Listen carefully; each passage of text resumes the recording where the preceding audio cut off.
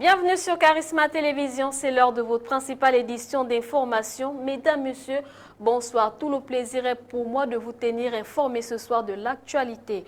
Ouvrons ce journal avec l'Association chrétienne des professionnels de justice qui a initié ce 28 avril 2022 une conférence débat au cours de laquelle plusieurs thématiques relatives au foncier au Gabon ont été abordées.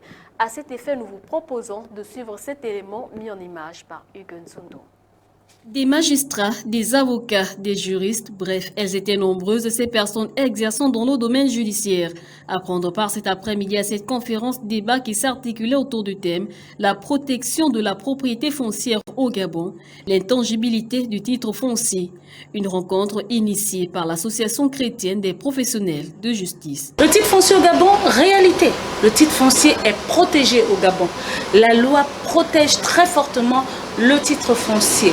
Et ce n'est pas une fiction. Et c'est pour renforcer cette protection que nous avons justement organisé la rencontre d'aujourd'hui. Il est inattaquable. Maintenant, il y a des voies de recours qui peuvent permettre de protéger ces droits en amont et même en aval. En amont, s'agissant avant le titre foncier, vous avez la possibilité de saisir déjà l'administration au niveau de l'urbanisme, mais également saisir le tribunal en contestation de l'émission de la création d'un titre foncier. Au cours de cette conférence, débat, plusieurs sous-thèmes ont été abordés. Maître Christian Aimé Kogué revient sur la question qu'il a traitée. J'ai parlé de la procédure d'immatriculation qui aboutit à la procédure, qui aboutit à la création du titre foncier. C'est où j'ai déroulé la procédure telle que consacrée par la loi. Si quelqu'un vous propose une parcelle ou un terrain, prenez peut-être le temps d'aller à l'ADUTTC avant de donner de l'argent, ou bien venir à la conservation foncière pour vérifier quelle est la situation réelle de cette parcelle-là.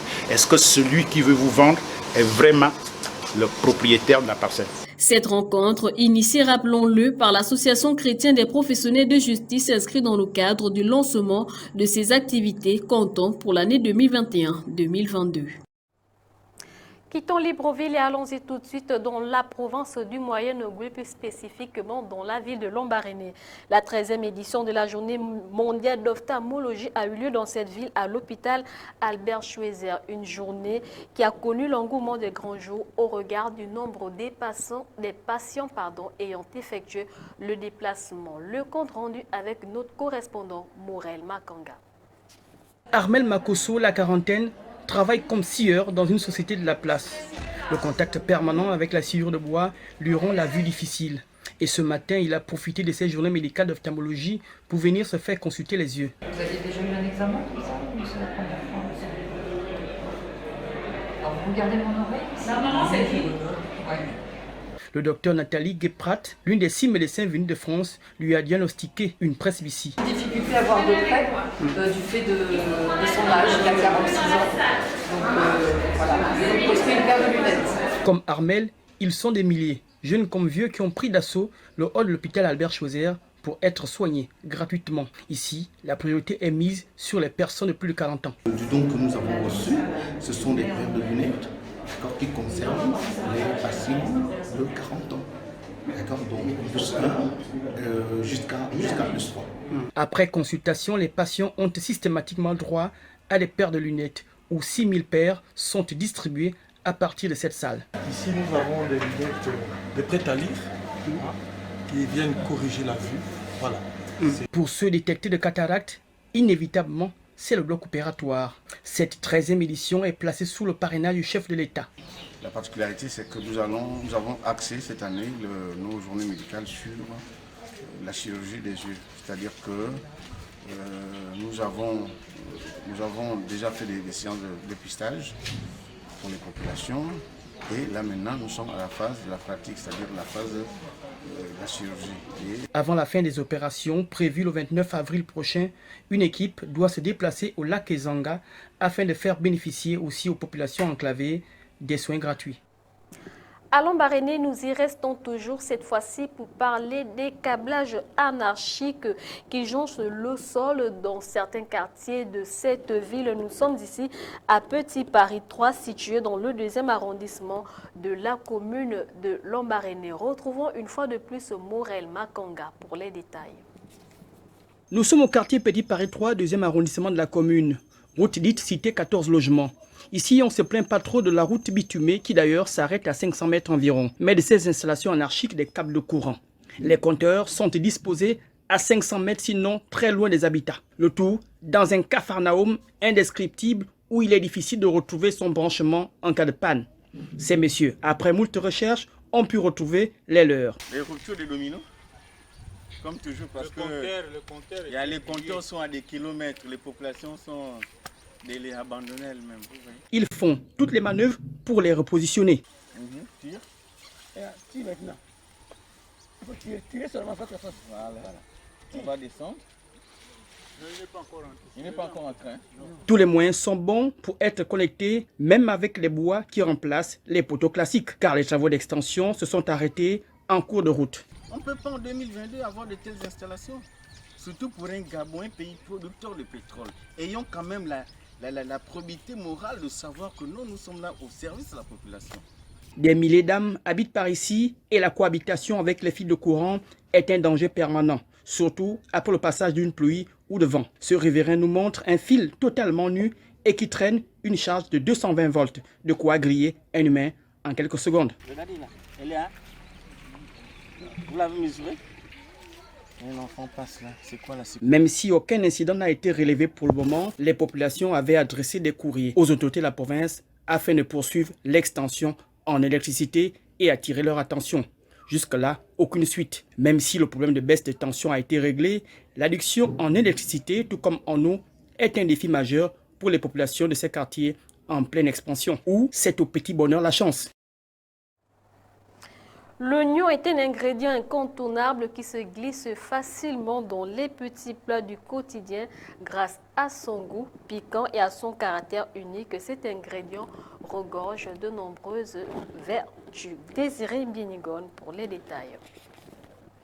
L'oignon ou oignon est une espèce de plante herbacée bisannuelle largement et depuis longtemps cultivée comme plante potagère pour ses bulbes de saveur, d'odeur forte ou pour ses feuilles. L'oignon est considéré comme un légume et comme un condiment incontournable en cuisine. Il possède une saveur forte, piquante, dont on ne se lasse jamais. Il existe diverses variétés d'oignons, les plus consommés étant l'oignon jaune et l'oignon rouge. L'oignon cru étant plus riche en vitamines et en minéraux, sa consommation n'est pas dangereuse. Il peut même avoir un effet bénéfique sur le sommeil puisqu'il favorise la diminution du stress car l'action du magnésium provoque un relâchement musculaire. Les bulbilles l'oignon se plantent de fin février à début avril. Les oignons blancs contiennent peu d'antioxydants comparativement à ceux de couleur jaune et rouge. Tout comme pour l'ail, les composés sulfurés se forment lorsque l'oignon est coupé. Il existe peu de contre-indications à la consommation d'oignons ni d'allergies particulières connues. Après l'oignon, nous parlons du persil qui est un légume et à la fois un condiment très utilisé dans nos cuisines. Il a des bienfaits que plusieurs ignorent. Retrouvons une fois de plus Désiré Mbinigon pour en savoir plus. Le persil est une espèce de plante herbacée de la famille des Apacées. Le persil est couramment utilisé en cuisine pour ses feuilles très divisées. C'est également une plante médicinale. Les antioxydants qu'il contient en grand nombre permettent de lutter contre le stress oxydatif, responsable du vieillissement prématuré, de la parution de certains cancers. Le persil a également des vertus digestives. Il stimule les sécrétions gastriques, facilite la digestion et soulage les flatulences. Le persil offre une action bénéfique sur le foie, la rate, les intestins et l'ensemble du système digestif. Il soulage les troubles intestinaux, ballonnement, constipation, indigestion, calme les caloriques, calme les coliques néphrétiques et lutte contre les infections urinaires. Nous avons deux types de persil, le persil frisé et le persil plat. Des quantités de persil trop importantes pourraient engendrer des troubles cardiaques, avoir des effets abortifs et irriter les reins. Pour la conservation de ces nutriments, il est conseillé de l'ajouter cru en fin de cuisson. L'actualité internationale dans ce journal nous amène dans un premier temps à parler de santé. Les cas ont explosé de près de 80% entre janvier et février. L'OMS et l'UNICEF appellent à l'intensification des campagnes de vaccination. Nous parlons bien évidemment de la rougeole. Le compte rendu avec nos confrères d'Africa News. L'Organisation mondiale de la santé alerte sur une recrudescence de la rougeole dans le monde. Plus de 17 000 cas de la pathologie ont été recensés entre janvier et février, soit une explosion de près de 80%. Si rien n'est fait, prévient l'OMS, des milliers d'enfants pourraient être touchés cette année.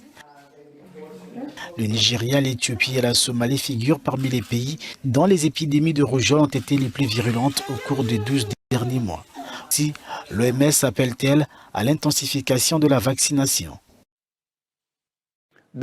Cette semaine est la semaine mondiale de la vaccination, l'occasion de souligner l'incroyable pouvoir des vaccins, non seulement pour sauver des vies, mais aussi, comme le dit le thème de cette année, pour offrir à tous la possibilité d'une longue vie.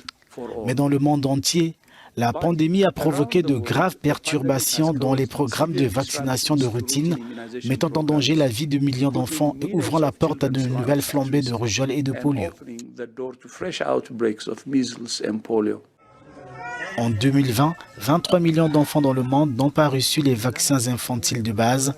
Le moment est venu de remettre sur les rails les programmes de vaccination essentiels et de lancer des campagnes de rattrapage, a déclaré le directeur de l'Organisation mondiale de la santé. Parlons tout de suite de l'actualité au Nigeria. Début avril, des dizaines d'hommes armés ont mené des attaques contre 4 villages. Plus de 100 villageois sont morts. Plus de détails avec nos confrères d'Africa News. La mort est entrée à moto dans le village d'Aboubacar Aliou au centre du Nigeria. Début avril, des dizaines d'hommes armés ont fait irruption, tirant au hasard en pourchassant les habitants. J'ai essayé de m'enfuir quand j'ai senti la balle toucher mon œil. Parmi ceux qui bombardaient le bâtiment, l'un d'entre eux a été touché et tombé. Un autre a été touché mais n'est pas mort. 3 d'entre nous sont en vie. Un seul est mort, puis ils ont tué d'autres personnes dans la ville. Chaque moto transportait au moins 2 personnes bien armées à l'arrière. Ils tiraient sur les gens de façon sporadique. J'ai couru pendant un moment, mais j'ai dû m'arrêter. Et j'ai levé les mains. Ils m'ont tiré dessus. Je suis tombé à terre. Ils pensaient que j'étais mort. J'étais à bout de souffle. Je les ai vus tuer 3 autres personnes en face de moi. Puis ils sont partis sur une moto. À leur arrivée, les forces de l'ordre ont découvert les corps de plus de 100 villageois. Ces attaques menées le 10 avril contre 4 villages sont les plus meurtrières de cette année. Si des mesures drastiques ne sont pas prises, cette forêt de Kakoua va devenir une seconde Sambisa. Je suis certain que l'opération en cours va les repousser et que nous n'assisterons pas à une seconde Sambisa au Nigeria. De janvier à mars, 782 personnes ont été tuées dans le nord-ouest d'après le bilan des médias locaux. L'armée nigériane a annoncé des opérations contre ces bandits, mais les criminels multiplient les attaques. Vous savez tous que nous avons mené une série d'opérations de grande envergure dans le nord-ouest, notamment dans les États de Zamfara et de Katsina, sous la direction de la division 8 de l'armée nigériane, et que nombre de ces bandits et criminels en sont originaires. Ils sont à la recherche d'un paradis sûr où ils peuvent s'abriter et fuir nos assauts. Pour les forces armées sous-équipées, le défi est gigantesque. Les autorités de Zamfara estiment qu'environ 30 000 bandits sont actifs au nord-ouest du Nigeria. Du retour à Libreville, ouvrons tout de suite notre rubrique micro-trottoir. À 40 ans, toujours chez les parents. Que pensez-vous de ces personnes? Les réactions des uns et des autres au micro de Hugues Nzundu. Âgé, s'il a fait l'enfant, 2 enfants, et reste sous le tutorat des parents, c'est une malédiction. Un homme ne peut pas rester chez ses parents pour aller chercher la femme, pour amener la femme encore venir vivre avec ses parents à la maison. Si tu es arrivé à l'âge que tu as déjà fait un enfant, en tout cas Dieu commence à le faire, tu commences à faire un enfant, mets-toi dans la tête que tu es déjà une mère. que tu commences à prendre charge aussi de ton enfant. Si tu as un père qui allait donner la grossesse dehors, même si tu as 15 ans, comment que tu as fait pour aller donner cette grossesse? Il faut chercher aussi pour nourrir ta femme en question avec ton enfant. Mais un homme à 40 ans chez ses parents encore, et la personne n'a pas... Normalement, 40 ans et puis tu vis encore chez les parents. Si un homme qui se bat, normalement, ça ne doit même pas arriver 40 ans qui n'a pas trouvé sa propre maison pour dormir dedans. Puisque si sincèrement c'est un homme, pour montrer que lui, il est capable de lui-même, il devait trouver sa propre maison pour habiter dedans. Le problème c'est quoi? S'il ne travaille pas au cas, mais il devait chercher comment on se bat comme un homme pour trouver sa maison. Voilà. C'est des questions, normalement, il devait même se battre pour trouver sa maison. Voilà, chers téléspectateurs, qui vient mettre un terme à cette principale édition d'information. Demain, 19h30, vous serez en compagnie de Inès Gunga Mombo. Quant à moi, je vous donne rendez-vous dans 2 semaines, si Dieu le veut. Entre-temps, n'oubliez pas que chaque instant de vie sur terre est un miracle de Dieu, toujours en de grâce. Bonsoir.